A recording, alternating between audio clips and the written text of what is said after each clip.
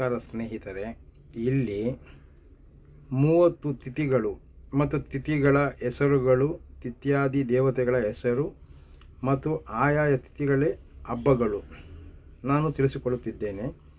ಒಂದು ಪಾಡ್ಯಮಿ, ಅಗ್ನಿ ದೇವತೆ ಬಂದು ಅಗ್ನಿ, ಸಂವತ್ಸರಾದ ಪಾಡ್ಯಮಿ. ಎರಡನೇದು ಬಿದಿಗೆ, ತ್ವಷ್ಟೃ ಭಾನು ಬಿದಿಗೆ ಹಬ್ಬಗಳು.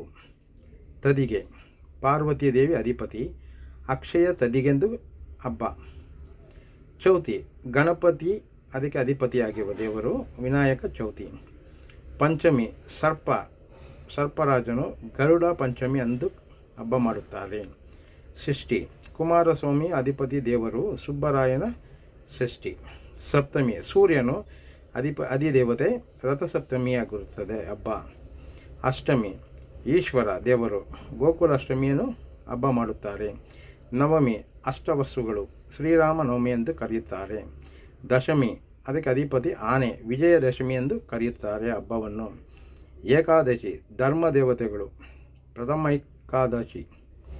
ದ್ವಾದಶಿ, ವಿಷ್ಣು ಅಧಿಪತಿಯಾಗಿದೆ, ಮದನ ದ್ವಾದಶಿ ಎಂದು ಕರೆಯುತ್ತಾರೆ. ತ್ರಯೋದಶಿ, ಮನ್ಮಥ, ಶನತ್ರಯೋದಶಿ ಎಂದು ಕರೆಯುತ್ತಾರೆ ಹಬ್ಬವನ್ನು.